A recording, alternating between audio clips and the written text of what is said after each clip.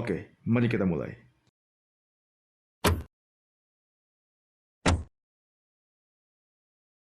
...2020 merupakan tahun di mana semuanya dimulai.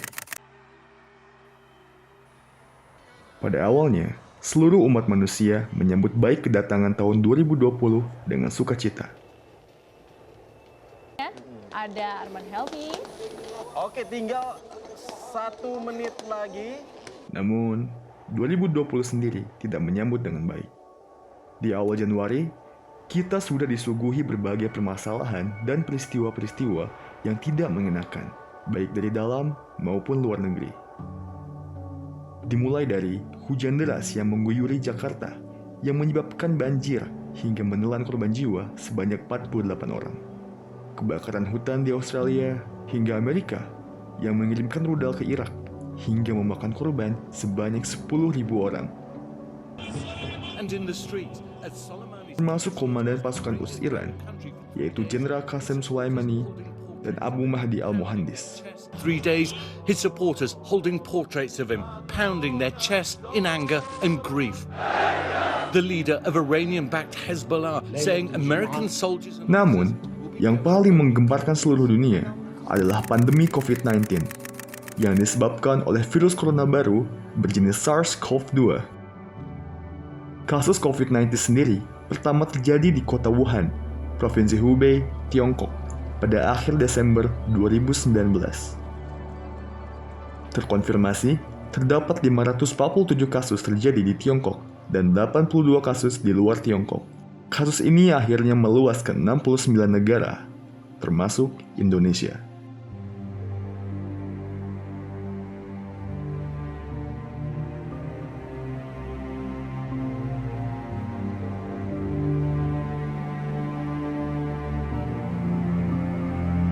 Dua warga Indonesia yang positif terinfeksi virus corona disebut telah melakukan kontak dengan warga negara Jepang. Dan warga Jepang ini kini tengah menjalani proses karantina di Malaysia. Berikut ini adalah timeline perjalanan bagaimana warga Jepang dan juga dua warga negara Indonesia positif corona ini kemudian bertemu hingga akhirnya tertular virus corona. Kasus ini memberikan kegemparan dan ketakutan di seluruh dunia. Dampak yang diberikan kepada dunia tidak main-main. Dampak di sektor ekonomi, sektor sosial, hingga pendidikan.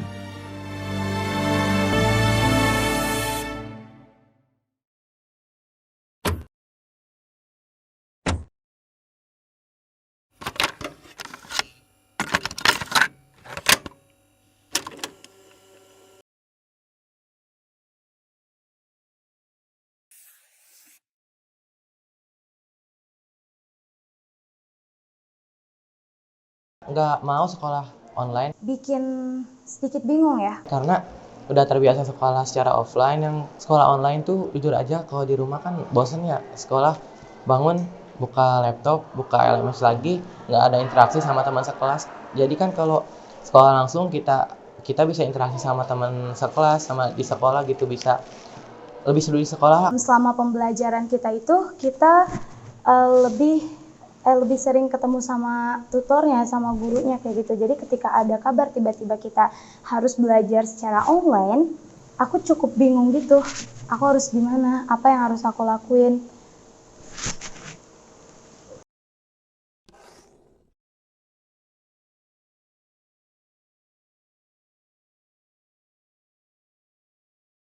Ya, menurut saya efektif karena Tidak efektif. Kurang efektif. Kurang efektif. yang seperti kita tahu semua kan COVID ini benar-benar bikin kita nggak bisa ngapa-ngapain banget. Sekalipun orang yang kerja gitu, yang intensitas orangnya sedikit pun mengharuskan untuk kerja di rumah gitu. Apalagi sekolah yang intensitasnya benar-benar banyak banget kalau mengharuskan sekolah datang ke sekolahan gitu. Jadi di masa pandemi itu kalau sekolah dilaksanainnya itu online, menurut saya sih itu yang paling efektif. Karena bagi kami belajar secara online itu merupakan hal yang membosankan. Belajar secara mandiri, dijelaskan secara dengan guru juga tidak efektif, tidak jelas. Jadi kita tuh merasa bosan, merasa tertekan juga karena belajar online ini. Kurang nyaman juga karena mengingat kita kelas 10 kan awal banget mempelajari produktif kita kayak MM, PBS, kayak pembelajaran kompetensi kalian masing-masing. Nah, kita tuh kenapa kurang efektif? Karena kayak kita belajar cuman secara teori doang, karena dibacaan doang di website gitu.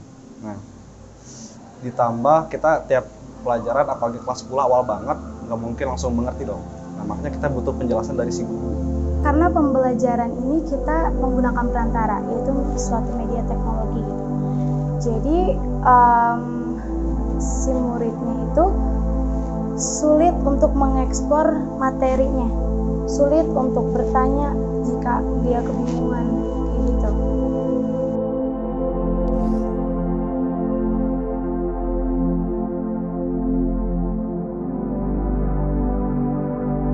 Sejujurnya enggak. Kenapa? Karena ketidakefektifan tadi bikin aku merasa kurang nyaman. Tergantung gurunya sebenarnya, tapi kebanyakan guru tuh cuman ngasih materi berupa dokumen atau PowerPoint. Sedangkan tidak semua murid tuh bisa cuman ngerti dengan visual doang. Mungkin ada yang butuh audionya juga, kayak penjelasannya harus kayak gimana cara ngerjainnya, atau materinya tuh penjelasannya pokoknya ya banyak lah yang bikin gak nyaman tuh selain itu.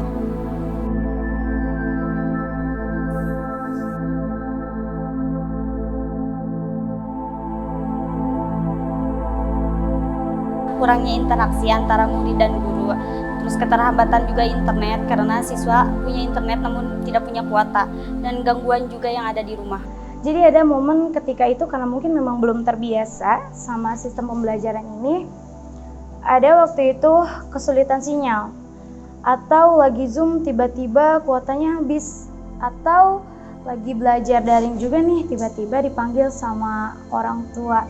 Kesulitan, susah bangun pagi sih, terus pelajaran juga gak masuk di otak. Males, pengen tiduran, gak mau tuh kalau buka HP tuh pengennya buka sosmed kayak game-game gitu kan ya.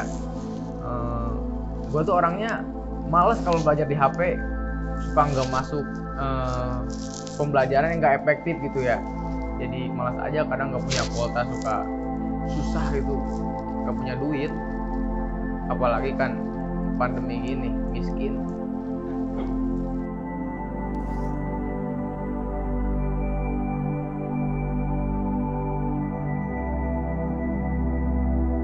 Kalau sejujurnya ya, sebagai murid itu dampak negatifnya itu yang pasti jadi lebih malas ya. Apalagi mentang-mentang kita nggak berangkat sekolah, jadi kayak ya udahlah nanti aja bangunnya. Toh kita pembelajaran online ini tinggal absen di HP. Tapi ujung-ujungnya malah kayak lupa bangun atau alarmnya nggak nyala gitu kan. Jadi ujungnya nggak absen. Kebanyakan dari siswa itu malas untuk mencari informasi yang lebih, dan kayak buat mengembangkan potensi yang ada di dirinya yang memang harus diasah, itu mereka malas gitu, karena memang mereka merasa kurang diawasi karena pembelajarannya jarak jauh.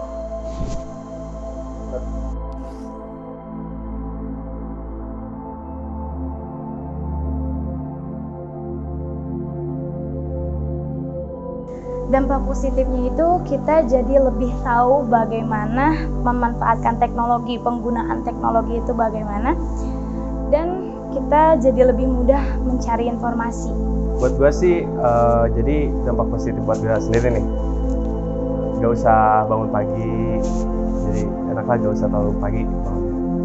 Nah itu yang pertama, pada saat itu tentunya kita dibimbing agar menjaga kesehatan supaya tidak tertular virus COVID-19 tersebut. Kemudian dengan pembelajaran daring ini, kita lebih hemat biaya karena kita tidak pergi ke sekolah dan pembelajaran hanya dilakukan di rumah. Kemudian dengan bersekolah daring juga, kita dituntut untuk menjadi melek digital, bahwa setiap hal dalam kehidupan ini pada masa kini semuanya hampir dilakukan secara online, mulai dari belanja bahkan sampai pesan makanan.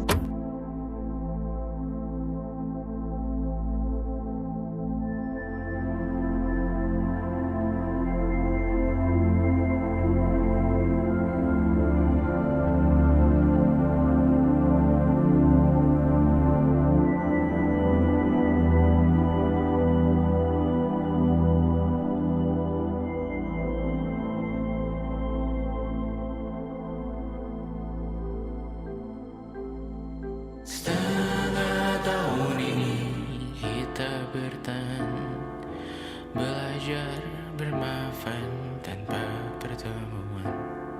Setengah tahun ini memanggil Tuhan, saat bisnis jeblok hilang penghasilan. Siapa yang sangka, siapa yang sangka 6 bulan sekarang terasa selamanya. Siapa yang sangka, siapa yang sangka kita ada di sini. Oh, absurd rasanya, absurd rasanya.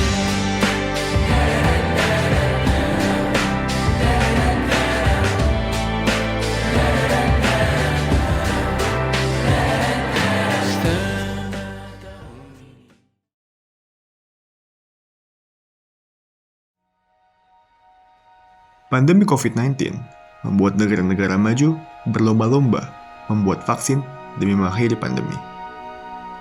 Negara tersebut antara lain Tiongkok, Amerika, dan Rusia. Vaksinasi COVID-19 pertama di dunia dimulai pada tanggal 8 Desember 2020 di Inggris. Dan seiring berjalannya waktu, Indonesia juga melaksanakan vaksinasi COVID-19 pertamanya pada Rabu 13 Januari 2021. Dengan adanya pelaksanaan vaksinasi di seluruh penjuru dunia, semua orang mendapatkan secercah harapan bahwa pandemi dapat diakhiri dan kita dapat melakukan kegiatan seperti sedia kala. Contoh nyata dari harapan tersebut adalah PSBB yang dilonggarkan, kegiatan yang sudah mulai normal, serta pelaksanaan pembelajaran tatap muka di sekolah, di mana awalnya pembelajaran tatap muka dimulai dengan program ganjil genap pada September 2021, hingga pembelajaran total pada awal 2022.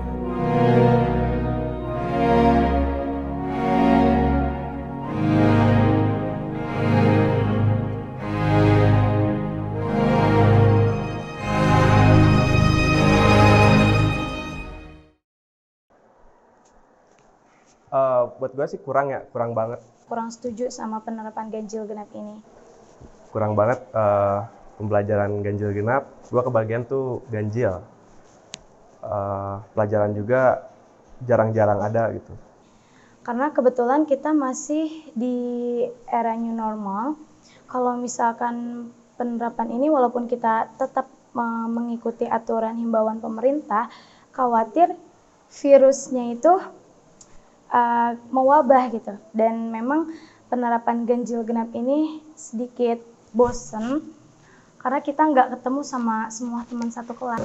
Kalau menurut saya sih fine-fine aja karena tidak masalah mau itu ganjil genap, mau diadain ganjil genap atau tidak masalah. Kayak kita ke sekolah ya sekolah, bertemu teman, belajar ya belajar, kayak normal aja gitu.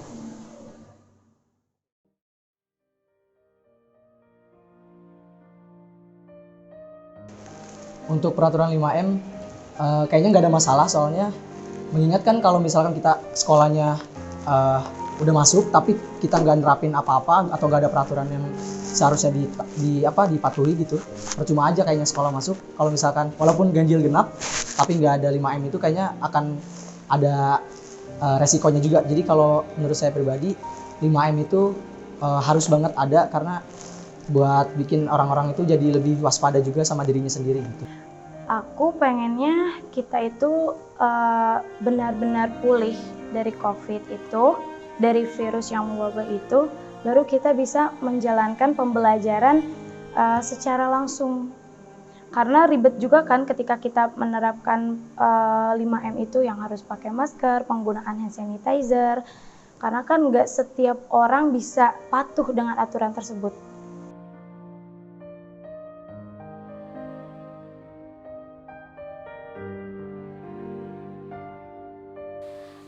Kalau kesannya karena kurang efektif aja ya. Sulit bersosialisasi karena beberapa batasan tertentu gitu. Kita nggak bisa ketemu satu kelas full, jadi kan kalau ganjil genap itu setengah-setengah ya. Jadi kita sekolah cuman ganjil-ganjil, genap-genap. Ya kita nggak boleh bersentuhan, kadang ngomong juga agak takut gitu. Terus juga belajar yang kurang kondusif dan materi yang mungkin banyak tertinggal karena ngelakuin berbarengan juga sama praktik kerja lapangan. Terus belajarnya juga kalau ganjil genap kan cuma setengah hari. Setengah hari itu kayak nggak efektif gitu buat pembelajaran. Karena kalau sampai sore kan kalau normal itu materi ibaratnya bisa efektif lah kan cuma setengah hari. Yang dijelasin paling beberapa aja, kita harus ngerti lagi di rumah, harus belajar lagi gitu.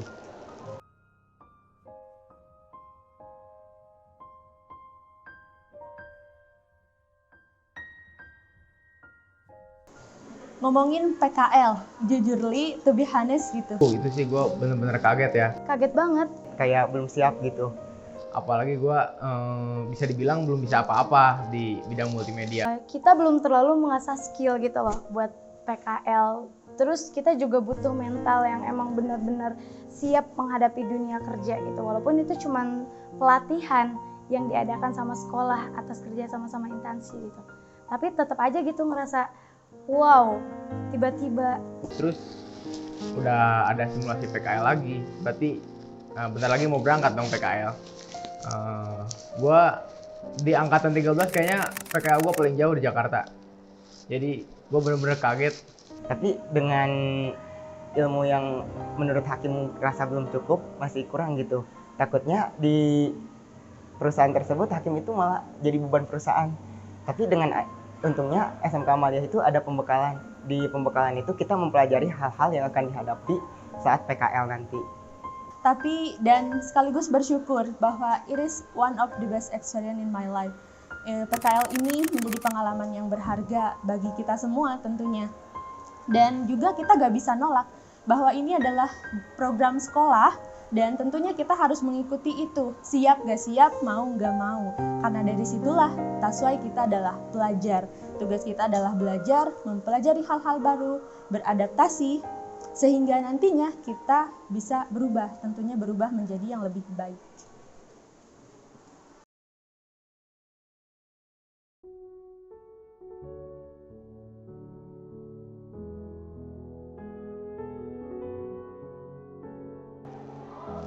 Tentunya suka banget dapat makanan banyak. Terus kayak lebih tahu gitu materi-materi tentang kejuruan gitu. Karena emang kebetulan waktu itu aku ditempatin di kearsipan, sesuai banget sama jurusan aku dan banyak banget pegawai-pegawai di situ yang ramah. Jadi ya merasa nyaman dan senang banget gitu. Di situ saya belajar hal yang tidak pernah saya pelajari di sekolah. Dunia pekerjaan itu seperti apa, melatih mental kita, melatih kedisiplinan kita gitu. Sebagai pekerja, kalau udah jadi PKL kan ibaratnya kita jadi pekerja kan. Yang dimana kita biasanya sekolah, kan berbeda lagi kalau sudah masuk dunia pekerjaan. Nah, di situ kita bisa belajar buat berubah diri kita ketika nanti kita sudah lulus, kita sudah siap gitu buat masuk ke dunia pekerjaan. Dan saya mendapatkan banyak teman dari berbagai jurusan.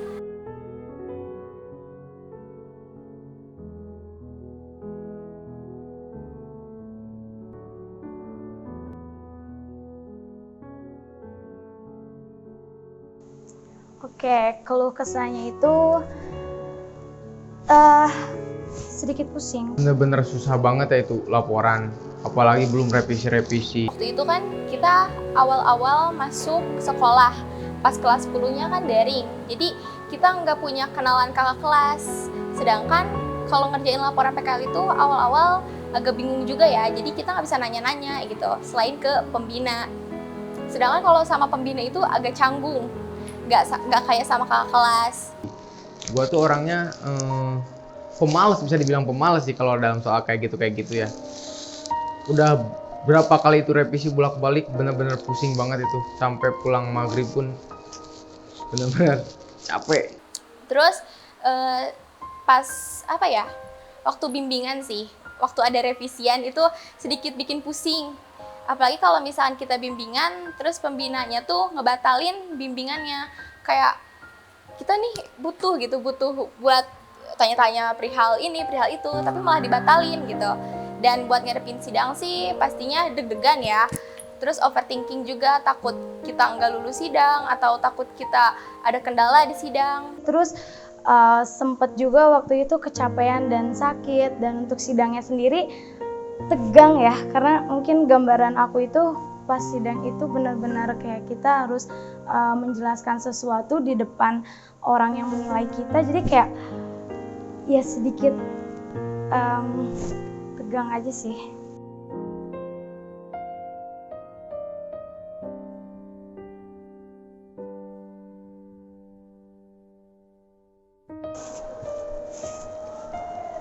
Seneng banget sih bisa full belajar juga bareng teman, sama apa ya ngerasain juga, bisa ngerasain.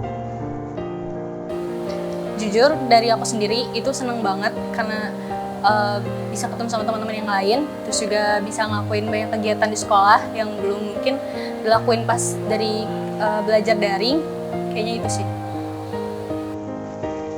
Rasanya luar biasa banget, kayak excited banget soalnya kan sebelumnya kita sekolah benar-benar masuk ketemu teman itu kan waktu SMP terakhir kelas 9 akhir mungkin. Sebelum akhirnya kita kepotong hampir 2 tahun di rumah dan cuma ganjil genap.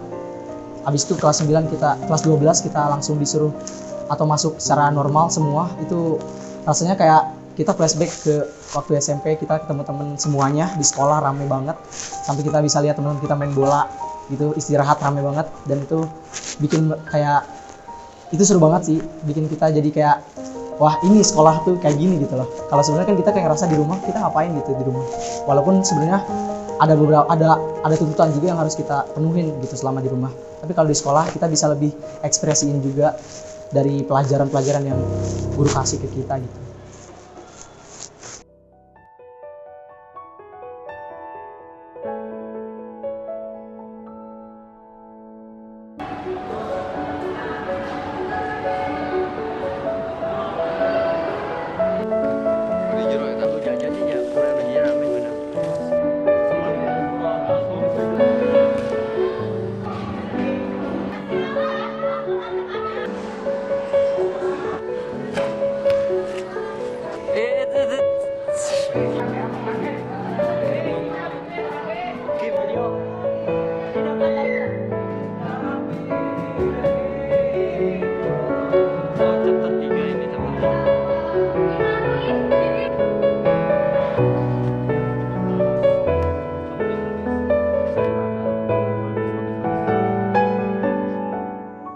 Seneng dong, karena akhirnya kayak kita bisa merasakan sekolah yang langsung gitu, pembelajarannya secara langsung, enggak lewat online lagi. Seneng banget sih bisa full belajar juga bareng teman. Seneng banget karena bisa ketemu sama teman-teman yang lain, terus juga bisa ngelakuin banyak kegiatan di sekolah yang belum mungkin dilakuin pas dari belajar daring. Perasaan Hakim senang banget, apalagi kita juga belajar jadi lebih paham. Kalau misalkan di rumah kan kita kayak Google lagi. Sangat senang karena di sekolah secara offline atau datang secara langsung ke sekolah itu kita bisa belajar secara langsung dengan guru, bisa bertemu dengan teman-teman, bersosialisasi dengan teman-teman.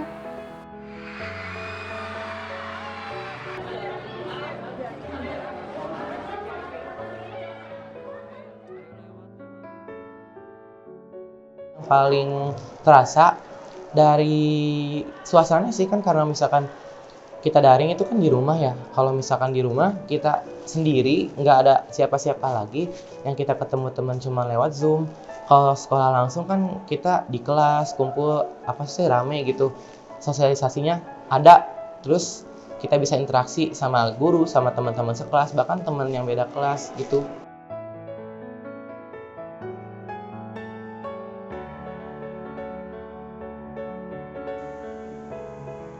Peraturan yang disukai itu sebenarnya Hakim jujur hampir suka semua peraturannya ya. Itu gua paling kurang suka ya kayak rambut tuh ya harus berapa senti kan. Waktu itu gua pernah dibotakin tuh waktu kelas 11 awal masuk banget, itu rambut gua nggak terlalu panjang sih, ada berapa senti ya, langsung dibotakin. Gue sakit hati banget sih di situ. Benar-benar sakit hati, Bang. Kan maksudnya apa ya, nggak apa-apa dicukur kan, batas rambut anak sekolah tuh asal jangan laut alis atau apa gitu ya, itu rambut gue bener-bener masih pendek udah dibotakin. Semua peraturan di sini tuh baik, mulai dari sholat duha datang terlambat, terus juga bros kayak perlengkapan di baju jurusan, seperti itu baik juga sih. Kayaknya semua peraturan di amal ini baik dan tidak ada yang tidak baik semua. Cuman kayaknya yang pasti banyak diperdebat itu soal handphone, kayak nggak boleh bawa handphone, terus pasti ada alasan yang nggak bisa ngabarin keluarganya. Nah, itu relatif sebenarnya.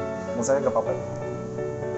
Peraturan yang paling saya suka di sekolah ini itu peraturannya ini baru sih ketika waktu semester 1 kemarin yang dibolehin pakai sepatu bebas warna hitam di hari Jumat, itu bisa kan kebanyakan anak Amalia itu kalau misalkan pakai Ventova kan merasa kurang percaya diri ya. Jadi ketika dibebaskan buat pakai sepatu bebas walaupun full hitam, setidaknya mereka bisa merasakan kebebasan gitu pakai sepatu bebas. Dan buat peraturan yang paling tidak saya sukai adalah mengenai rambut. Karena kalau misalkan rambut menurut saya kan kalau misalkan apalagi laki-laki ya, mengenai rambut itu hal yang sensitif. Karena apa? Kalau misalkan kita pengen, maksudnya tiap orang kan pengen punya gaya rambut masing-masing. Tapi kita juga kan mikir gitu kan, nggak mungkin sampai ngegondrongin sampai gimana. Kita juga tahu aturannya, cuma kan di sekolah di Amalia ini peraturan rambutnya ada aturannya berapa sentinya, jadi itu sih yang menurut saya kurang ini. Tapi dibalik semua itu efektif. Karena apa? Karena kesadaran dari siswa SMK Amalia itu kan nggak semuanya rata. Jadi kalau misalkan dibiarin kayak rambut gitu kan, nggak ada peraturan berapa sentinya kan, mereka mungkin nggak semuanya sadar. Ada yang bakal seenaknya digondrongin sampai panjang kan. Nah itu tuh yang sisi baik, sisi positifnya dari rambut itu bisa melatih kedisiplinan kita buat menaati peraturan yang ada di SMK Amalia. Setuju banget lah pasti. Apalagi kan gue orangnya senang bersosialisasi ya. Alhamdulillah juga gue sama temen yang beda-beda jurusan tapi tetap akrab gitu, sering nongkrong, sharing bareng gitu. Pokoknya setuju banget. Setuju dong, karena ketika kita cari teman di sekolah itu lebih mudah dan kayak seru aja gitu. Kita bisa belajar bareng sama mereka dan kita juga punya kesan-kesan gitu ketika kita main sama mereka kayak gitu. Tentunya membentuk relasi selama masa sekolah itu baik dan sangat penting. Karena apa? Membentuk pertemanan atau relasi itu sebenarnya harus sih, karena kita kan sekolah gak mungkin individu kan, gak mungkin sendiri. Kita juga butuh teman yang dimana nanti kita bisa membentuk relasi, membentuk pertemanan yang bisa mendukung kita satu sama lain, yang tentunya nanti kita bisa sampai lulus nanti, bisa sama-sama yang bisa saling membangun, membantu ketika sudah lulus nanti gitu. Jadi kita masih bisa saling tolong-menolong ketika sudah tidak bersekolah lagi.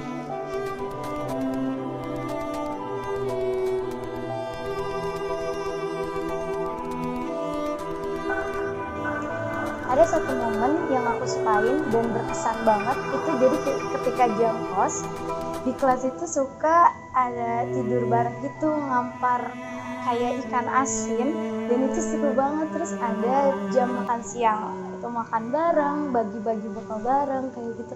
Seru banget, suatu momen yang berkesan dan seru gitu untuk dilakuin. Kejadian yang paling berkesan di sekolah ini, gue bisa tampil band sama teman-teman gue. Itu sih yang paling berkesan buat gue, first time. Kalau aku sendiri itu dari kegiatan OSIS organisasi, apalagi sama teman-teman yang lumayan deket juga, dari ikut kepanitiaan, terus juga dari kumpul OSISnya. Itu sih yang menurut aku berkesan banget. Yang disukai sama teman itu ketika belajar langsung praktik di lab sih, sama pas istirahat, jajan, makan di kelas, ngobrol-ngobrol, sharing-sharing, edukasi, sama nyanyi-nyanyi pas jam kosong. Terus ngikutin eskul Amalia Passion Club, itu yang paling seru sih dan bakal dikangenin kalau udah lulus.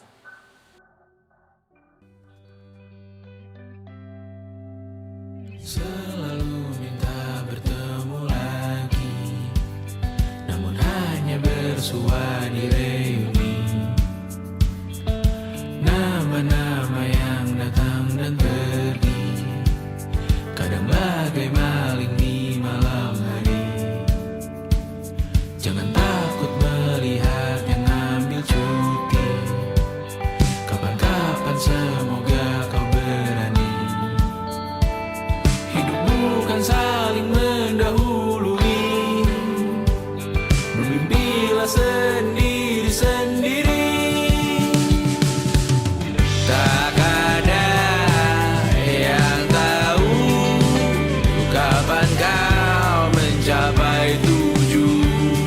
Dan percayalah bukan urusanmu untuk menjawab itu. Katakan pada dirimu besok mungkin kita sampai. Besok mungkin tercapai. Tak ada yang tahu kapan kau mencapai tujuan. Tak ada yang tahu selesainya peraduanmu. Dan percayalah bukan urusanmu untuk menjawab itu. Bersender pada waktu. Besok mungkin kita sampai. Besok mungkin tercapai. Besok mungkin kita sampai.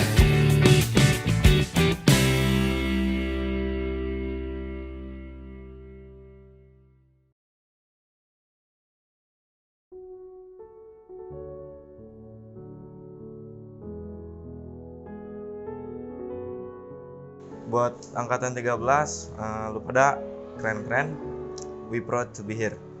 Tetap semangat, jangan sampai menyerah, hadapi masa depan sebaik mungkin.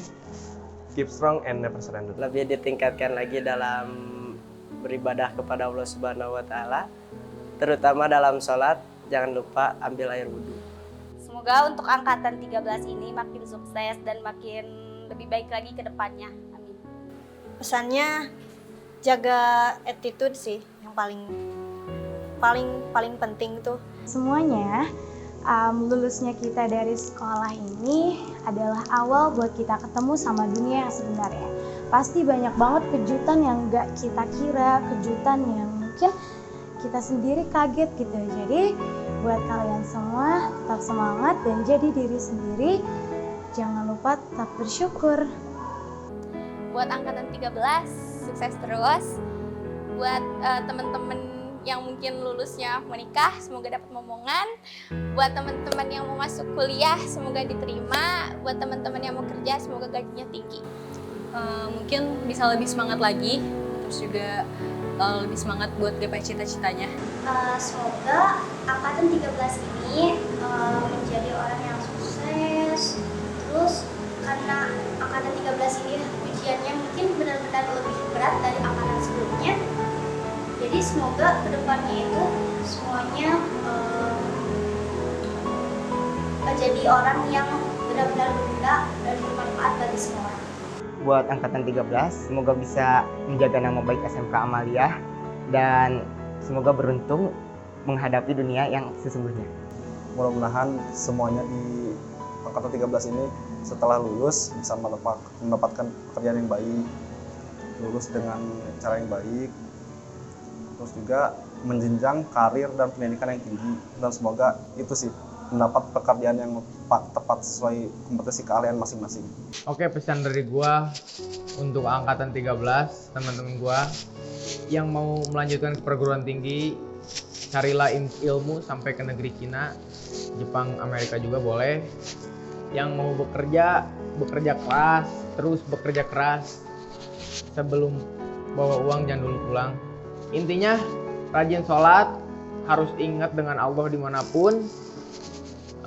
Kurang-kurangin ngambil sendal di masjidnya. Intinya gitu aja sih ya.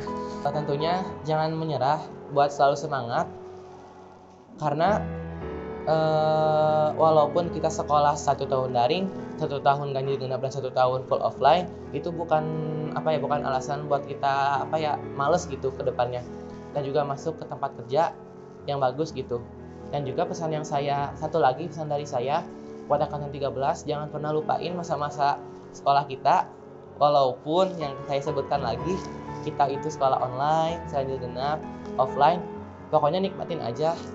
Dan juga itu merupakan satu hal yang gak bakal bisa kita ulang lagi kalau kita udah lulus.